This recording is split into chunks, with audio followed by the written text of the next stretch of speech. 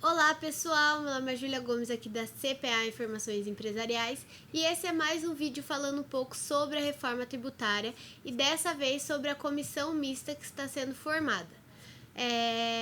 Nesse vídeo nós vamos falar um pouco mais sobre a sua estrutura e o seu funcionamento. Aqui ao meu lado o Newton Gomes. Oi pessoal, oi Júlia. Bom, nós vamos então comentar a respeito da estrutura e funcionamento dessa famosa comissão mista, né? Bom, e eu queria lembrar inicialmente que nós estamos gravando aqui no dia 31 de janeiro, o último dia no mês de janeiro de 2020. E eu queria lembrar que na tarde da segunda-feira que vem, nós estaremos já no dia 3 de fevereiro, o Congresso Nacional terminou o recesso parlamentar e todo mundo volta para lá. Nós teremos uma sessão solene com os 513 deputados, 81 senadores, tudo lá, para iniciar o ano legislativo de 2020. Esse ano vai ser um ano quente. Muito bem, depois dessa sessão solene, os trabalhos, logicamente, serão retomados, né? Uma das primeiras atividades, inclusive que tem sido muito divulgada pelo presidente do Senado e pelo presidente da Câmara, será a instalação da tal comissão mista da reforma tributária. Afinal, o que vai fazer essa comissão mista? Bom, ela é destinada a conciliar os textos da PEC 110, que está tramitando no Senado, e da PEC 45, que está tramitando na Câmara. Muito bem. Então, eis alguns dados muito importantes a respeito da referida comissão. Bom, o primeiro dado é o presidente da comissão mista é o senador Roberto Rocha. Muito bem, só uma curiosidade, o Roberto Rocha é do Maranhão, senador do Maranhão, e ele foi o relator, inclusive, na comissão especial lá, né? E ele será o relator dessa tal comissão mista. Eu só queria lembrar que o Roberto Rocha, como é maranhense, no relatório que ele fez lá, ele incluiu lá alguma coisa a respeito de uma área do livre comércio lá no Maranhão, lá em São Luís do Maranhão, tal. Quer dizer, ele saiu totalmente da conversa, da prosa, né? Então, talvez esse relatório do senador Roberto Rocha vai estar alguma dificuldade. Mas, de qualquer forma, ele é muito capaz, etc. Esperamos que isso vá acontecer. E o que mais que tem nessa comissão aí, Juliana? O relator da comissão é o deputado Aguinaldo Ribeiro. O deputado Aguinaldo Ribeiro é da Paraíba. Ele é muito capaz, ele foi relator em muitos projetos lá na Câmara e tal, né? Então, ele já está trabalhando, já está organizando aí tal da comissão mista, espero que vá produzir bastante. Muito bem, e o que tem mais na comissão? Os componentes da comissão são 15 senadores e 15 deputados, todos indicados pelos partidos. Muito bem, essa comissão é uma ideia do Davi Alcolumbre, que é o presidente do Senado Federal, né? A ideia dele é que nós tenhamos na comissão 15 senadores e 15 deputados. Seria uma composição paritária. Porém, esse problema já está dando lá um sério entrave, nós já falamos isso anteriormente, porque são 513 deputados e apenas 81 senadores.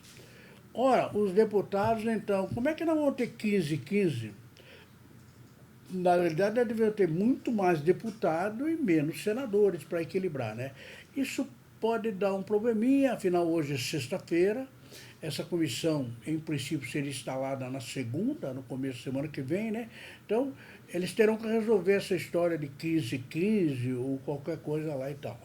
Mas tudo bem. Muito bem, vamos imaginar que tudo resolva, seja 15 ou qualquer outra coisa, instalou a comissão, começou a trabalhar. E aí, quando é que nós teremos o primeiro resultado do trabalho da comissão mista? Bom, a data provável da apresentação do primeiro relatório do deputado Aguinaldo Ribeiro é no dia 29 de fevereiro de 2020. Muito bem, então a comissão começa no primeiro dia útil, digamos, do mês de fevereiro, que será dia 3 ou ali perto, e depois ela, durante 30 dias, ou quase 30 dias, ao chegar em 29 de fevereiro, nós teremos o relatório do Aguinaldo Ribeiro. Vejam bem, são 15 senadores, 15 deputados, com o presidente fazendo e o relatório, o relator relatando tudo aquilo. No dia 29 de fevereiro, estima-se, ele vai chegar lá no plenário da comissão e falar, ó, o meu relatório é esse, vai ler o que, que ele acha, tudo e tal, né? Então, essa é uma provável data aí. Vamos lá, quanto tempo essa comissão tem para fazer isso aí? Bom, o prazo de execução dos trabalhos é de 90 dias. Exatamente. O Davi Alcolumbre, quando falou da comissão, ele falou que ele achava que 90 dias era um prazo razoável. 90 dias, então nós temos fevereiro, março e abril, né? O primeiro relatório no final de fevereiro, daí tem março e abril para discutir, para aprovar e assim por diante, né? Então, eu diria que são 90 dias. Bom, a data provável para a conclusão dos trabalhos da comissão é no dia 30 de abril de 2020. Exatamente. Então, 90 dias seria fevereiro, março e abril, né? Nós estamos colocando aí que a data provável, claro que, né, pode ser até antes, ou pode ser até depois. Provavelmente, nos 90 dias, esse relatório do Aguinaldo Ribeiro estará pronto no dia 30 de abril de 2020. Muito bem, vamos, qual é a ideia? Como é que vai funcionar isso aí, Juliana? Bom, serão realizadas sessões de discussão e votação, além de várias audiências públicas internas e externas. Muito bem, quem conhece o funcionamento lá do Senado, por exemplo, das comissões, seria mais ou menos o seguinte, o presidente vai falar, olha pessoal, lembrando aí, 15 senador, 15 deputados, etc. Olha, nós vamos fazer o seguinte, nós vamos fazer algumas reuniões de trabalho, e vai fazer uma agenda, tal data, né? E também o que se faz muito lá é a audiência, né? Nós fazemos a audiência interna. O que é uma audiência interna? Olha, o Senado vai convocar alguém lá de fora, por exemplo, convoca o Bernardo Epi, conversa o Luiz Carlos Rauli, convoca o ministro da Fazenda, Paulo Guedes, para uma audiência interna, essa pessoa vai lá e discute lá com o pessoal da comissão. Isso é chamada audiência interna. Agora, nós temos audiências externas. Ora, vamos fazer uma audiência externa em Salvador da Bahia. Assim a gente aproveita, vai lá, discute a reforma tributária e vai na praia, que se for em Salvador também, não for numa praia comer um peixinho, não acontece. Então você vai para Salvador. Por exemplo, no ano passado ocorreram audiências externas também da Previdência, ocorreu em Aracaju, em Recife, onde a Júlia esteve recentemente lá. Entendeu? Então, o pessoal prefere também, se tiver uma praia por perto, sempre é melhor, né? Mas são audiências externas. Audiências internas são realizadas com o pessoal de fora, mas lá mesmo no Senado Federal. Muito bem. O que essa comissão vai enfrentar de problemas aí, Júlia? Bom, tem alguns problemas de conciliação entre as duas PECs, pois elas possuem muitos pontos divergentes. Nós separamos alguns exemplos desses pontos onde as PECs 45 e 110 divergem. O primeiro ponto dela é como conciliar o IVA nacional da PEC 45 com o IVA dual da PEC 110. Isso é um problema, né? Tem um projeto que prefere um IVA dual, isto é, dividido a União ao lado dos estados e municípios. Tem outro projeto que quer tudo junto, o IVA nacional. Ora, como os dois são distintos, divergentes, a comissão vai ter que resolver esse impasse, né? Eu imagino que seria o seguinte, vamos discutindo, se chegar no impasse, vamos para o voto. Aí todo mundo vota e a maioria vai ganhar. Imagino que seja esse caso do IVA nacional e do IVA dual, é um problema que a qualquer momento vai surgir lá. Mas tem outros problemas também. Segundo exemplo é como ficam os temas que constam da PEC 110, por exemplo, o imposto de renda, o ITCMD, o IPVA, mas que não aparece na redação da PEC 45. Essa vai ser uma situação muito comum, que você tem alguns temas que estão na PEC 110, que ela é mais longa, mais extensa, mais política. Então, tem alguns temas que estão na PEC 110, só que na PEC 45 nem tem. Isso é uma verdade. A PEC 45 só trata do IVA só, não trata de mais nada, é só do Imposto sobre o Consumo e só do IVA, que é o tal IBS. Já a PEC 110 não, ela trata do IVA, depois ela trata do Imposto de Renda, do ITCMD, fala do IPVA, tem várias coisas. Então, na hora de fazer a conciliação, a comissão vai ter que resolver, deixamos o Imposto de Renda ou não deixamos? Colocamos o PVA ou não colocamos, né? Tudo isso a comissão vai ter que desvendar esses mistérios. Mas tem mais ainda. Bom, como conciliar os períodos de transição, já que 5 anos na PEC 110 e 10 anos na PEC 45? Essa também vai ser um drama, né? Porque o período de transição é aquela história. Uma lei não pode estar em vigor no dia seguinte, claro, né? É uma loucura. Ela tem que ter um período para o pessoal se acostumar. Para os contribuintes, para as empresas, para os sistemas eletrônicos do governo, como está acontecendo aí na Previdência, que está dando o maior problema, né? Então tem que ter um período de transição. A PEC 110, ela fala em 5 anos. A PEC 45 fala em 10 anos. E agora eu pergunto, como é que ficamos? Ficamos com os 10 da 45, ou com 5 da 110, ou algum número diferente disso, né? É uma discussão muito interessante. Mas tem mais coisa aí. Uma dúvida é qual será a versão do imposto seletivo que prevalecerá, da PEC 45 ou da PEC 110? A gente já discutiu aqui, né, Júlia? A gente fez um vídeo sobre o imposto seletivo e a gente notou que o seletivo da PEC 110 é completamente diferente. Tem também, mas o seletivo da PEC 45 é completamente diferente. Só para lembrar um detalhe importante, o seletivo da PEC 45 só tem 2 tributos que serão juntados. Um sobre cigarro, outro sobre bebidas alcoólicas. Só. Juntou esses dois, deu o seletivo. Na PEC 110, aí tem cigarro, aí tem bebida não alcoólica, tem açúcar, tem combustível, lubrificante, e vai embora, né? Transporte coletivo público, tal. Então, são figuras completamente diferentes que a gente vai misturar para saber sair uma só. E o que mais que tem? Bom, qual será o modelo do IVA escolhido? O dual, o nacional ou o federal? Exatamente, a gente já acabou de gravar um vídeo falando de 3 figuras aí que está discutindo. Ou o dual, que é o IVA duplo, ou o nacional, que vale o país inteiro, ou o federal, que só inclui os tributos da União. A pergunta é o seguinte, o que vai sair de lá? O que vai sair dessa operação, dessa comissão? Vai depender dos participantes.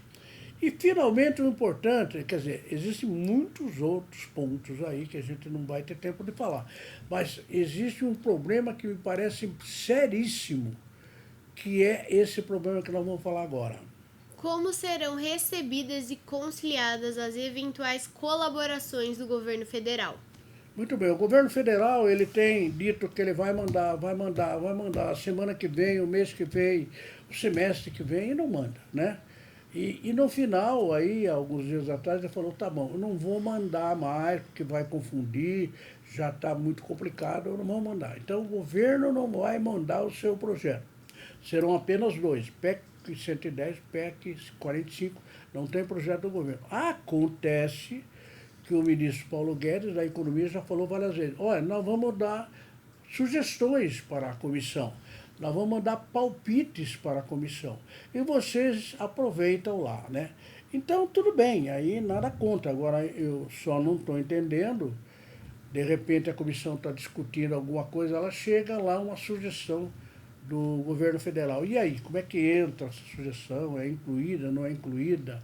É um problema muito sério que a comissão mista ela vai ter que resolver. Muito bem, vamos para mais alguns detalhes aí da tal comissão mista. Bom, as votações do relatório serão realizadas pelo voto simples. Muito bem. Alguma dúvida? Sabe se faz, se não faz? Vamos votar? Vamos votar. Faz o voto simples, né? São 30 votos, né? Quem tiver mais votos dos 30 vai vencer. Agora é o seguinte, quando essa fase for resolvida, quando o projeto da comissão mista for aprovado, final de fevereiro, né, começo de abril, começo de março, quando isso for aprovado, o que vai acontecer com isso? Isso vai para o plenário da Câmara primeiro, pelo artigo 60 da Constituição, e depois que passar pela Câmara, vai para o Senado. E no plenário, tanto da Câmara como no Senado, como é que vai funcionar, Júlia? Bom, a data da provável promulgação é dia 30 de junho de 2020. Muito bem, então lá no plenário da Câmara nós teremos 2 turnos de votação, né, pela Constituição, né, obedecendo o critério do artigo 60 da Constituição. Quer dizer, primeiro tem uma votação na Câmara, depois que o relatório estiver pronto na comissão mista, vai para o plenário da Câmara. Na Câmara tem um turno de votação, tem lá uma votação. Bom, depois desse primeiro turno, teremos o segundo turno 5 sessões depois. Aí tem o segundo turno. Aprovou nos 2 turnos da Câmara, ok. Isso é remetido para o Senado. E lá no Senado, o que vai acontecer? Mesma coisa. Nós temos um turno, né, e 2 turnos. O problema é que, tanto na Câmara como no Senado, essas votações no plenário, elas terão que ser sempre 3/5 de votos favoráveis. Quer dizer, no mínimo 3/5 dos presentes terão que votar a favor. Se não der isso, vai travar. Muito bem. Desse movimento todo, quando é que a gente espera que isso vai ser promulgado? Dia 30 de junho de 2020.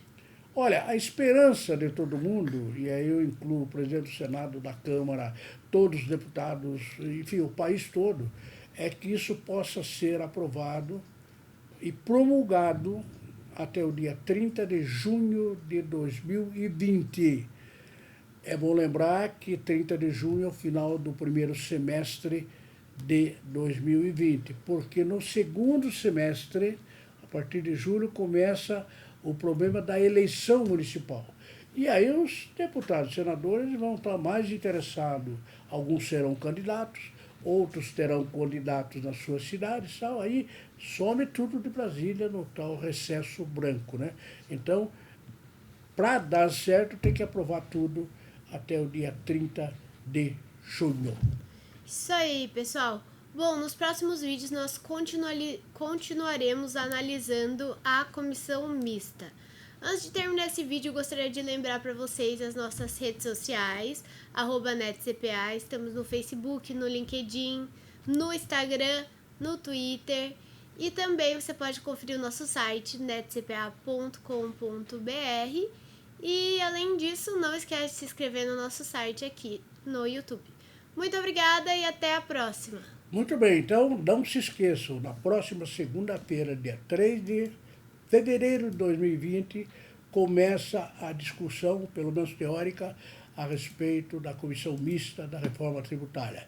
Espero que vocês nos acompanhem nos próximos vídeos. Muito obrigado.